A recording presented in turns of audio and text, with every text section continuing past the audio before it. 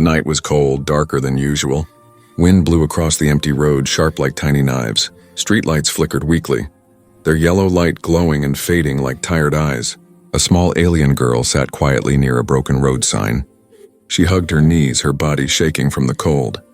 Her skin was soft purple, her white hair messy, her dress torn and dirty. She had no shoes, no bag. No one to call her name. Her name was Mira. She was only 7 years old, but her eyes looked older. Not because of age, but because of pain. She had been left here, abandoned. Her stepmother, tall and cold, had pushed her out of the car without a word. "Stay here," she had said. "Don't follow me." Then the car had driven away into the night. No goodbye, no tears, just silence. Mira had cried at first, called out, "Please wait. I'll be good," but the car never came back. Now she sat still, her voice gone, her small body numb. She didn't understand why this always happened to her. Her father had been kind, warm, and strong. But after he disappeared during a space mission, the woman he married changed. She called Mira a freak, a burden, a mistake. Mira had stopped hoping a long time ago. As time passed, cars moved along the road, lights flashed by her face, but no one saw her or no one wanted to stop. She began to wonder if she was invisible, or maybe not real at all, far away. A factory bell rang. Shift change. A man named Eli walked slowly down the road, his bag torn, his boots old and wet. He had just finished cleaning engines at the mechanic shop. His body hurt and his stomach growled, but he kept walking. He didn't expect to find anyone on this road. But then he heard something, a soft sound. Like a tiny breath or cry, he stopped, listening carefully. Again a sound, quick, shaky breathing. Eli pulled out his small flashlight and turned it on. The beam moved across the bushes, the road, and then 2 glowing blue eyes. He froze, surprised. There, under the broken sign, sat a little girl. Not human, but not dangerous. She looked at him, scared but silent. Her skin glowed softly, her hands were trembling. Eli stepped closer, slowly, carefully. "Hey there," he said gently. "Are you okay?" The girl didn't answer. She seemed too tired, too cold, too sad. Eli noticed her bruises, her thin clothes and bare feet. Without thinking, he took off his old coat and placed it on her shoulders. "It's okay," he said. "You're safe now." Finally, she spoke, her voice soft like a whisper. "My name is Mira." Eli smiled. "Nice to meet you, Mira." "I'm Eli." He looked around. "Are you alone?" She nodded slowly. "My stepmother left me. She said I'm not part of the family."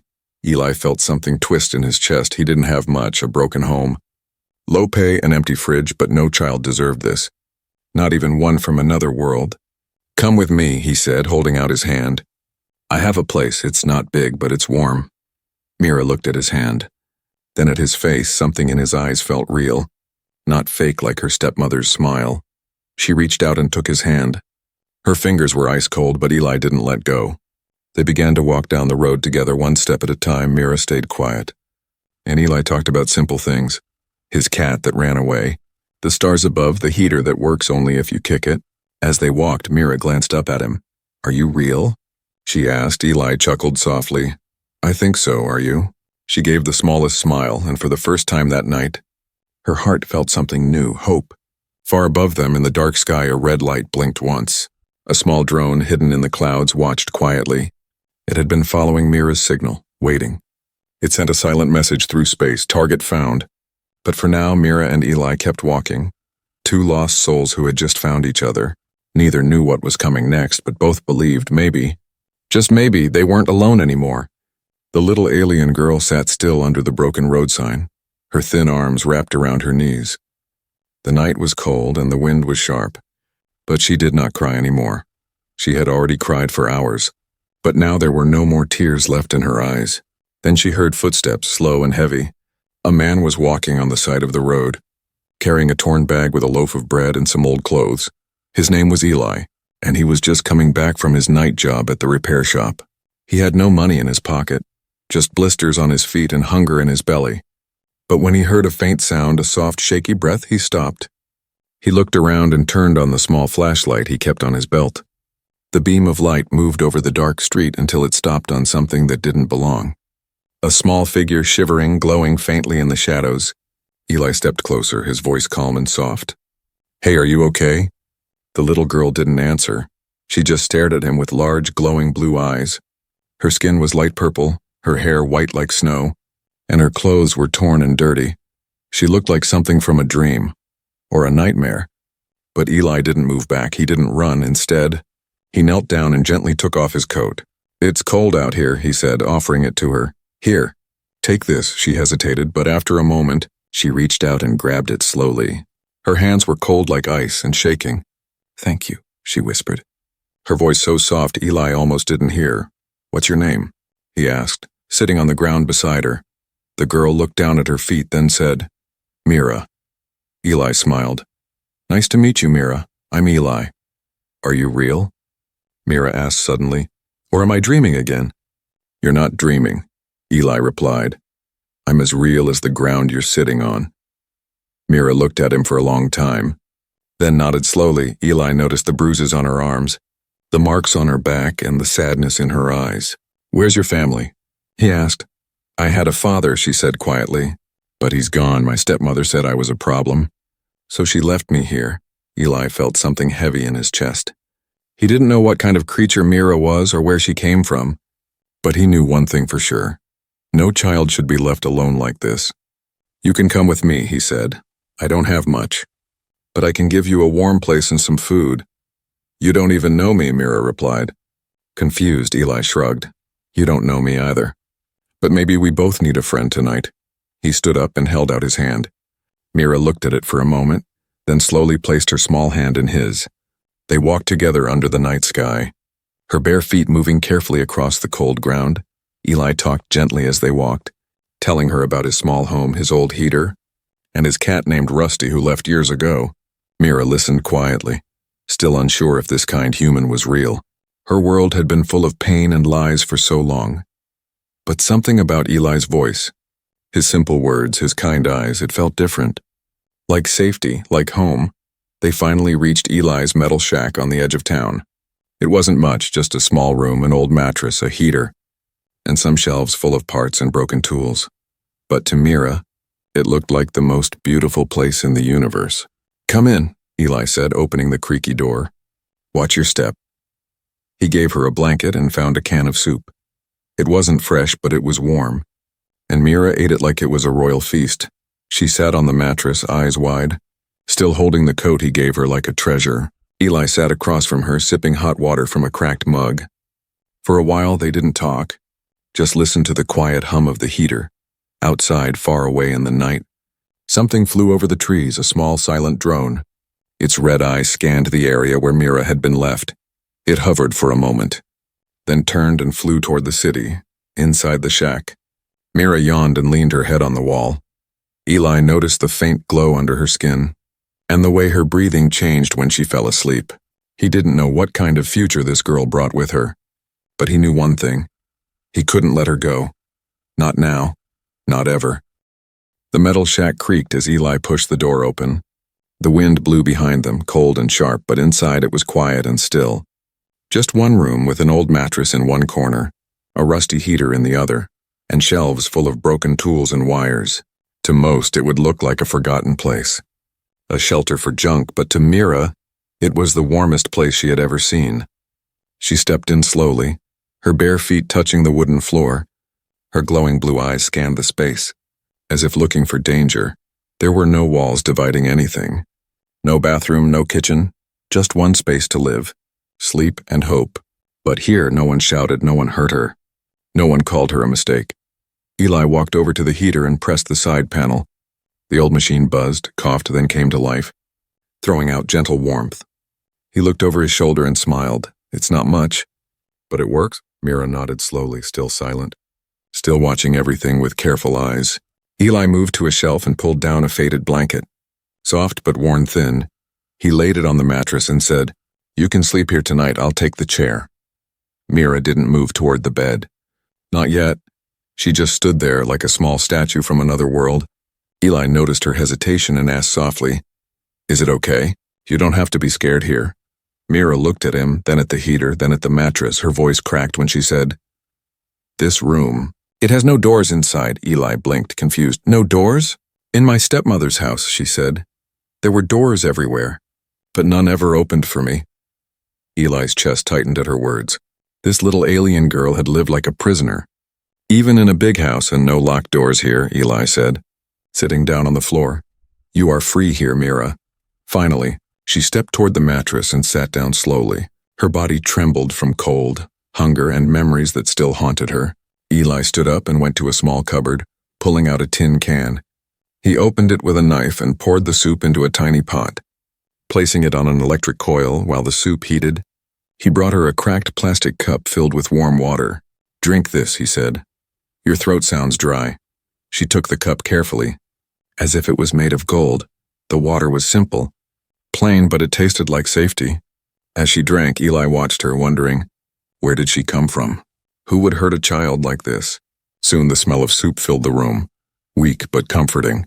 Eli poured it into a bowl and handed it to her with a spoon. She didn't ask what kind it was, she just started eating slowly. Every bite seemed to melt some of the fear in her body. After she finished, she curled up on the mattress. Still holding the spoon like a weapon, Eli turned off the light but left the heater on. He sat in the old chair near the door, eyes half closed.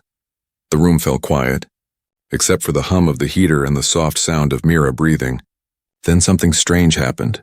Mira's skin began to glow faintly in the dark, just a soft light around her hands and face. Eli opened his eyes and saw it. His breath caught in his throat, but he didn't say anything. He didn't want to scare her. But something else caught his eye, on her neck.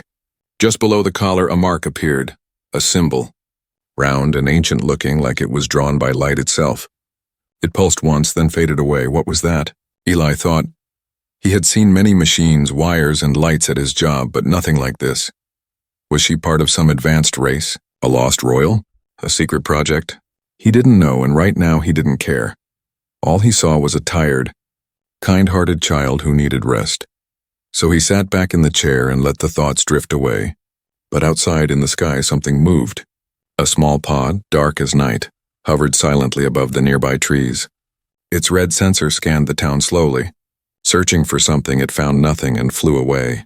For now, but it would return inside the room with no doors. Mira whispered in her sleep, Papa, don't let them take me. Eli's eyes opened again. He didn't know who they were, but deep down he knew. This wasn't over. He stood up and quietly picked up his old toolbox. If danger came, he would be ready. Because for the first time in a long time, someone needed him. And he would not let her be taken, not again. The morning came slow and quiet. Soft yellow light entered the small shack through the cracks in the metal roof. Eli opened his eyes slowly, his neck stiff from sleeping in the chair. The heater was still on, humming gently, and the room felt warm. Across from him, on the old mattress, Mira was still asleep. Her small hands were wrapped inside the coat he gave her, and her face looked peaceful. It was the first time she had slept without fear in a very long time. Eli stretched his arms and stood up carefully. He didn't want to wake her. He walked to the shelf, picked up a piece of bread from last night, and ate it cold. It was hard and dry, but it would do. Then he noticed something strange on the floor. Right beside Mira's sleeping form, a tiny green plant had grown through the wooden boards. That wasn't there before. This part of town was dry, cracked, and lifeless. Eli bent down and touched the leaf. It was real. Fresh and still wet with morning dew. He looked back at Mira. Her hands were glowing again, just a little, like soft moonlight under her skin. And around her the air felt different, warmer, lighter, more alive. He stepped back slowly, eyes wide. She's not just any alien, he thought. She's something special. Mira opened her eyes then, blinking slowly as if waking from a dream. She saw Eli watching her and smiled softly. Good morning, she whispered. Eli nodded. Morning, Mira. Did you sleep well? Yes, she said. Sitting up, I had a dream. My father was in it. He said I would be safe now. Eli tried to act normal, tried not to stare at the strange light in her skin. He didn't want her to feel like a monster, but his mind was full of questions. What happened to your father? He asked gently. Mira's smile faded. He was a leader. He protected our people, but when the others wanted to use me. He said, no, use you? Eli asked, heart pounding. Mira looked away. They said I had power. I didn't understand. I still don't. But after he was gone, they wanted me to obey. My stepmother. She delivered me to them, but I ran. She followed me, caught me, and left me on the road. Eli felt his hands clench. He wanted to protect her even more now. This was no ordinary child. She had been chased, betrayed, and hunted, not because she was bad, but because she was different. Suddenly, a buzzing noise came from the corner of the shack. The radio on the shelf, dead for years, crackled to life. Eli turned in shock as the dusty speaker popped and made sounds like static. Then, voices, alien voices speaking a strange language, came through. Mira looked scared.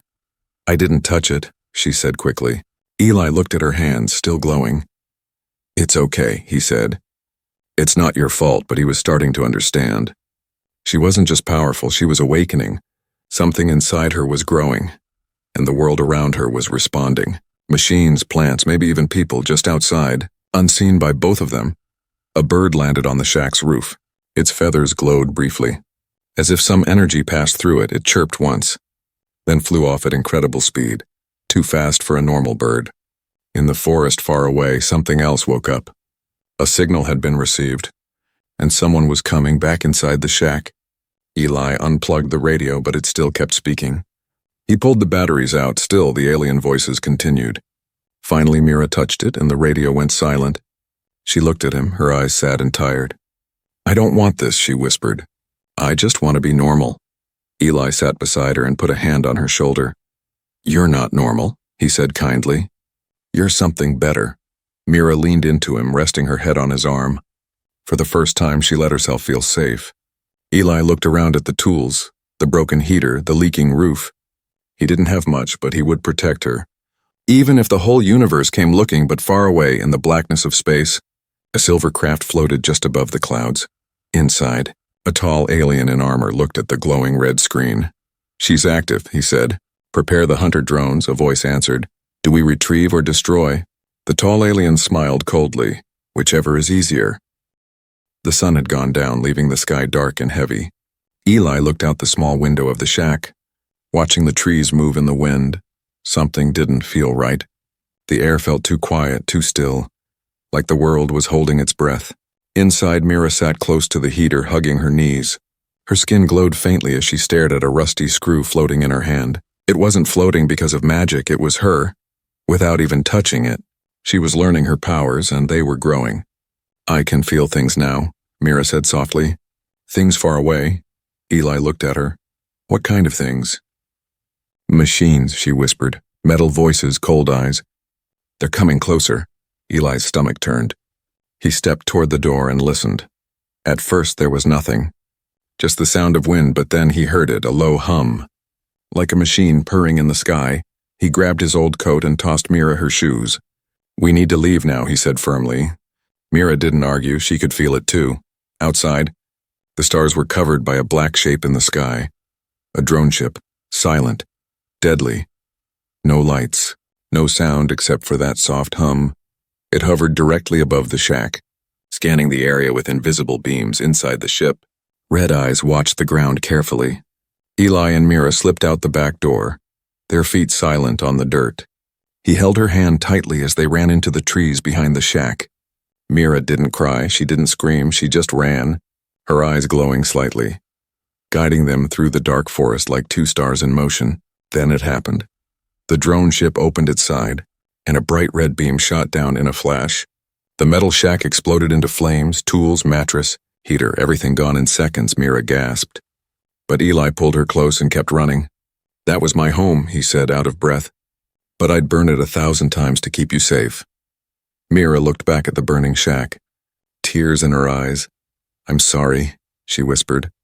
"Don't be," Eli replied. "You didn't ask for this, they did." In the sky, the drone changed direction and started following them. Its sensors picked up the glow from Mira's body. They were out of time. Suddenly Mira stopped. She turned around, facing the drone with open arms. "Mira!" Eli shouted, "What are you doing?" But her eyes were full of something strange, not fear, not anger, focus. A pulse of energy burst from her chest, silent and soft like a wave of wind. The drone froze mid-air, its red eye flickering. It tried to scan her again, but its systems began to fail. Eli watched in shock as the machine trembled, then fell from the sky, crashing into the trees with a loud thud. The forest went quiet again, just the sound of fire burning in the distance and Mira breathing fast. She turned to Eli, her hands shaking. "I didn't mean to. It just happened." Eli knelt beside her, holding her shoulders. You did good. You saved us, but they'll send more, she said. That was just a scout. I know, Eli replied. That's why we can't stay here anymore. He led her deeper into the forest, past the river, through the thick bushes, until they found an old shed near a frozen stream. It was broken and empty, but it would give them shelter for the night. Eli used branches to block the doorway, while Mira wrapped herself in his coat. The fire in the shack still burned behind the hills, and above it in orbit the main ship waited inside it. The commander got the report. Drone destroyed. Target still alive, she used it, the commander said. The power is waking, another voice answered. Should we engage the hunters? The commander turned slowly. No, he said. Send the seeker.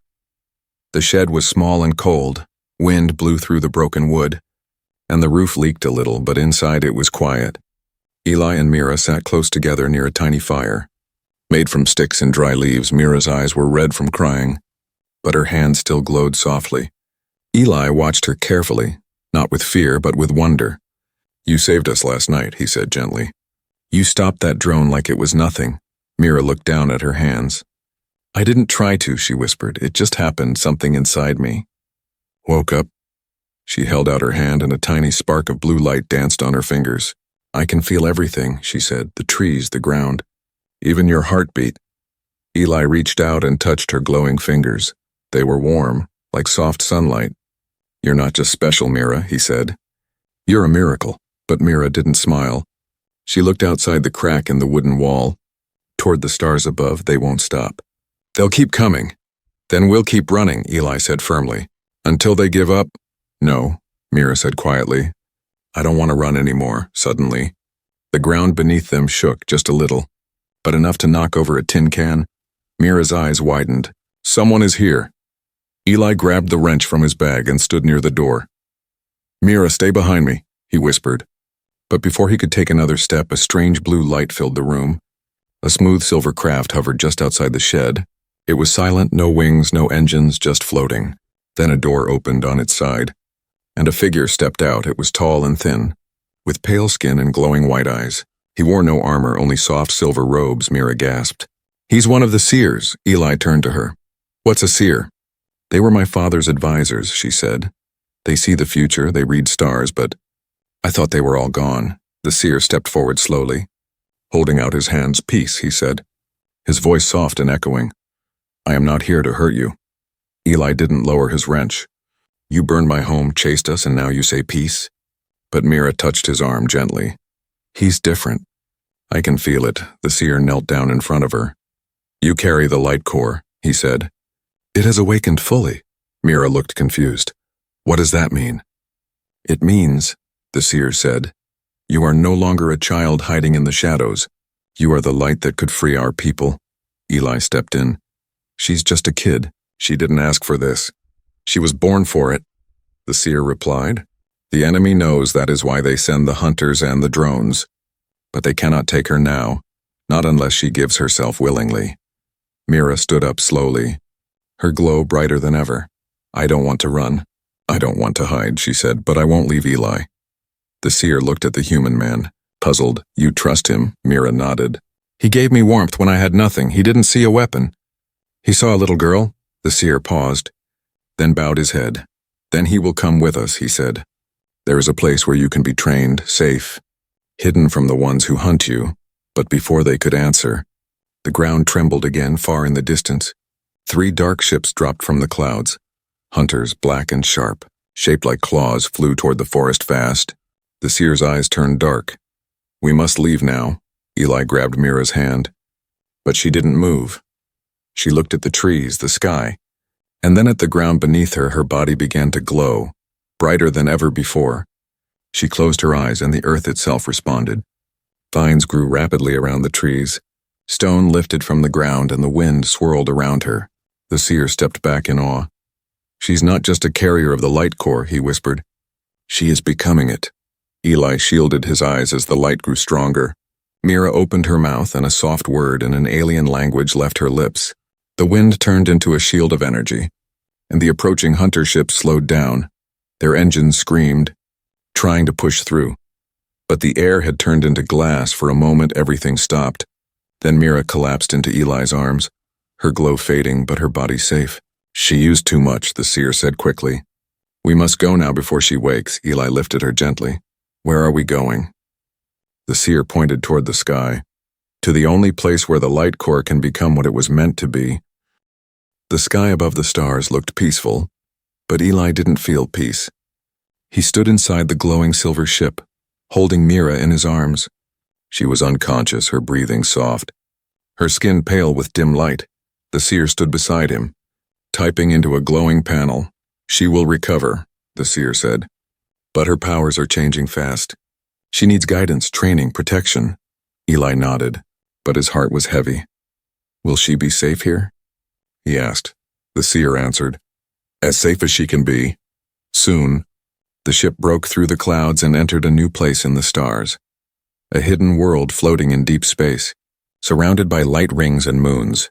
This was Lunari, the last safe place for those who carried the light core. As the ship landed, a group of peaceful alien beings in white robes gathered around. They bowed to Mira even though she was still asleep. She is the last of the royal line, the seer explained. The light chooses its host by heart, not blood. Eli didn't understand all the words, but he understood one thing. Mira was important. They placed her in a crystal chamber to help her recover. Eli stayed beside her the entire time, never leaving, not even for food. Days passed. Or maybe just hours. Time felt different in space. Finally, Mira opened her eyes. She sat up slowly, confused. Eli held her hand and smiled. Welcome back. Where are we? She asked. Far away, Eli said. Somewhere safe. Mira looked around at the glowing walls, the kind faces, the strange technology. It feels warm here, she said. Like my father's old palace. Soon the seer returned with others. They bowed and welcomed her as the new bearer of the light. You are the future of our people, one said. With you we can heal our worlds. Mira was quiet. Then she looked at Eli, who stood silently in the corner. Can Eli stay? She asked, her voice soft but firm. The seer paused, then said, He is human. He does not belong here. Mira stood up, her glow returning slowly. I wouldn't be alive if not for him, she said. He is my family. A silence fell across the room. The elders looked at each other. Confused, one of them asked, You choose him over us? I don't choose between, Mira replied. But I will not stay here if you ask me to leave him. Eli was about to say something, to tell her it was okay that she could stay and he would go, but Mira turned and took his hand. I choose the one who chose me, she said. Even when I was broken, lost, and unwanted. The seer finally nodded. Very well, he said, then we accept him as one of us. Not by blood, but by bond, Mira smiled, and for the first time, her body glowed fully. Not just with power, but with peace. She had been abandoned, hunted and feared, but now she was accepted, loved and free. Later that day, they gave her a choice: return to Earth, live quietly, or begin her training to become the guardian of the light. Mira sat with Eli, thinking for a long time. What do you want to do? Eli asked. I want to help others, she said. Like you helped me, I want no other child to feel alone like I did. Eli smiled. Then I'll be right beside you. From that day on, they trained together. Eli learned to use tools beyond Earth's science, and Mira learned to control the stars within her soul. They became more than just a team. They became family. Not by blood, but by choice. The cruel stepmother was captured and brought before the Lunari court. She tried to lie, to run, to scream, but Mira looked at her with calm eyes. I forgive you, she said, but you can never hurt anyone again. Justice was served. Not with hate, but with wisdom. Years passed. Mira grew stronger, wiser, braver. She stood before planets, spoke to leaders, and carried the light of hope in her hands. And always Eli stood beside her. Not as a bodyguard, not as a teacher, but as the one who picked her up when the world threw her away. They say legends are born from power, but Mira's legend was born from kindness. From a poor human man who gave his coat to a freezing alien girl on a dark road, and from a little girl who taught the stars how to love again.